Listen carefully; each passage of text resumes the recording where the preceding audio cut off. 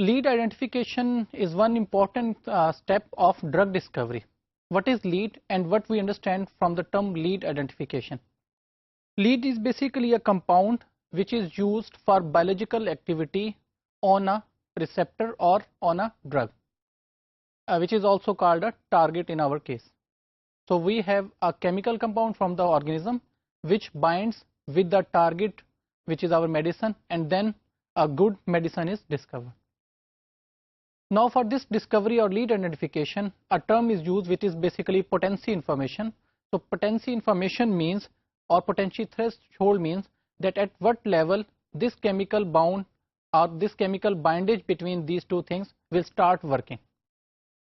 Similarly, there are different molecular libraries are available which are used for working or for identification of these lead discovery or identification module.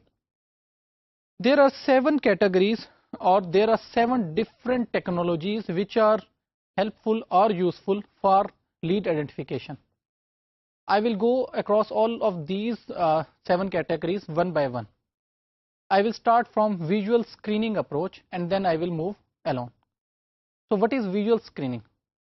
As you know that visual screening, as the name suggests at least, that it would be some screening type method that it will be working on many different molecules at the same time, and then it is visual. Visual means that it can be seen graphically or on some computing machine.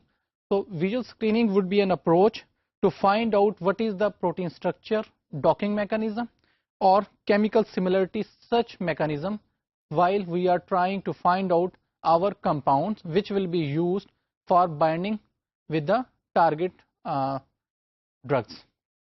So what we need for this lead identification, we should have clear understanding or knowledge of our protein structures. Similarly, our receptors and genetic information. Similarly, there should be good knowledge of interlinked relationship between our receptors, ligands, and proteins information. Okay, if I want to explain this with the help of an example, we have figure like this. So we have a ligand library. So ligand is basically a term which is used for our medicines or drugs. So this ligand library, it is given to some filters. So these filters will find out, okay, what ligands can be further processed or used or which should be removed.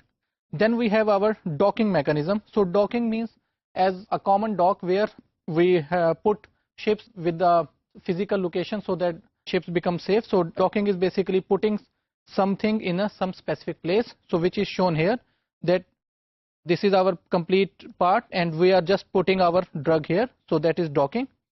Then what will happen? This is gone to in vitro testing. So this in vitro testing, it is basically our laboratory testing, that these molecules are tested in the laboratory, and then finally we have optimized a refined lead. So this mechanism, which is called visual screening, we have our docking part, then we have different filters, but initially we should have some ligand library, and then we can say that we have made a refined lead. So computer docking, the ultimate aim is this our protein target. So this protein target is basically binded with this formation which is our ligand. So these two are binded together and then they generate some good medicine or target. In visual screening, we have another concept which is called MLCC, which is Multilevel Chemical Compatibility Scoring. इस test के अंदर हम ये देखते हैं कि जो हमारी ड्रग्स है या जो हमारा लीड है in our case, it is comparable to 4 different medicines और ड्रग्स. और वो कंपैरिजन कैसे होता है? That it is compared against top selling drugs, number 1. Number 2, it is compared against compounds which are under the biological activity. Number 3, it is compared against anti-cancer drugs. And the 4th one, it is compared against drugs which has very poor drugs like characteristics. So अगर हमारा जो compound है, जो हमारी lead है, it passes these 4 tests, then it is further used or it is filtered out. Another type of or another branch which is used for our lead identification, that is Chem Informatics. As shown in this figure, or first, what is Chem Informatics? First, Chem Informatics is basically a combination of different fields used for biological activities. Most important of those fields is chemistry. Then we have informatics, biological data, and so on. As shown in this figure, For chemoinformatics, we first need information of this ADMET test. What is this ADMET test? It is basically to find out properties of any drugs. So those properties are absorption, distribution, metabolism, excretion, and toxicity. Then it comes to this chemistry space where we understand the chemical structure of the compounds. Chemical structure, for example, what are different bonds available between these molecules, and if these chemical bondings are okay, then they will move towards targets. So here these are the different targets in this case. So these targets can be DNAs, enzymes, GPCRs, proteins, kinases, etc. And then these targets are used for working of different diseases, which is shown in this figure or this part. And in chemoinformatics, informatics is playing its parts while we are working from this ADMET to target stage. Once we are done with chemoinformatics, third type of lead identification technique is pharmacophore mapping based approach. So pharmacophore is basically 3D arrangement of functional parts inside any compound. So what is the advantage is when we have 3D arrangement or information of functions within a compound, we can check that what would be the integration of different receptors with the ligands. Similarly, it can be converted into a database generation concept. So with the help of pharmacophore technology, we can say we can check what is a 3D structure and what are the database related concepts which are related or which are used for generation of our lead discovery. Then the fourth one is QSAR. SAR basically is a structure activity relationship which shows that what is the structure of a compound and what are different activities being performed inside a compound. Extension of this SAR is QSAR. In this QSAR, we have another addition which is quantitative approach. So we have quantitative structure activity relationship. So this quantitative structure activity relationship, it assigns some number to those structure activity relationships things. So those numbers basically they can be applied using computer technologies, computer techniques, which are again borrowed from mathematics in the form of machine learning approaches, such as we have KNN algorithms. KNN in a very short amount of time we can say those are basically k nearest neighbors. So what happens is that we have data and then we have different clusters. So in each cluster we have similar type of data together. So K means number of clusters. Suppose we have 4 clusters, so there will be 4 blocks and each block will be having similar sort of data. Similarly, we have least scarce data. Least scarce data means that we want to find out the distance between a given data and the testing data, and then we select the data which is at the minimum distance from the given domain. Then we have high throughput docking mechanism.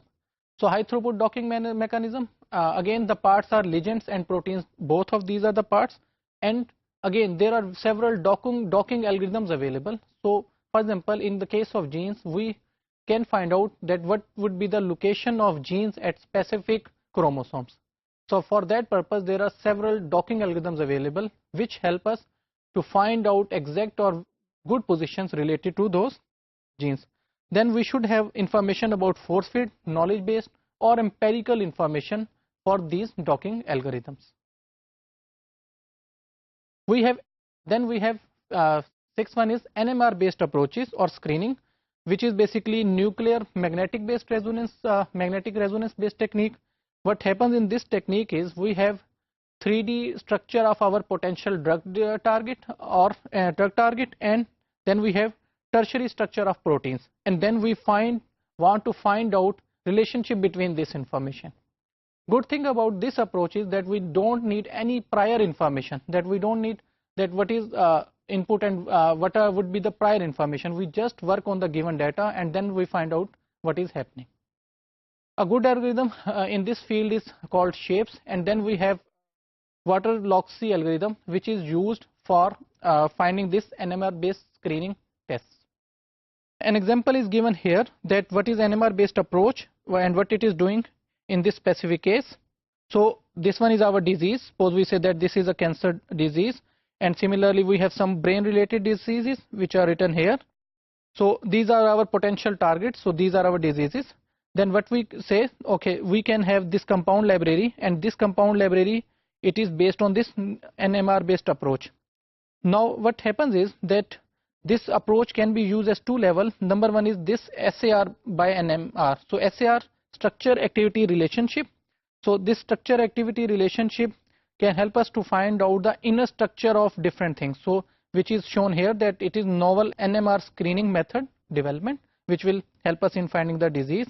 Or if it is positive, then we can have this identification of small molecules which are discovered by this NMR, and then based on these small molecules we move towards characterization of structure biological related documents to reveal the detailed mechanism what is happening in this specific case.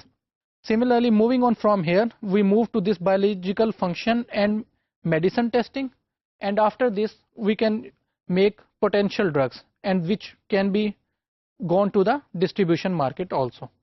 So in this case, another thing which is helping this cycle is this organic chemistry, which help us to optimize chemical molecules which are being used while this drug discovery part.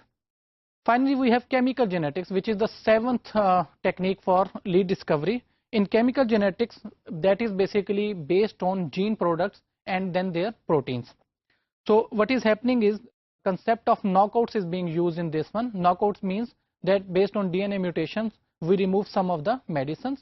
And then finally, we have cell cycle. In cell cycling, we have some arresting agents. So arresting agents are again help us to inhibit some mechanism so that it doesn't flourish for any further.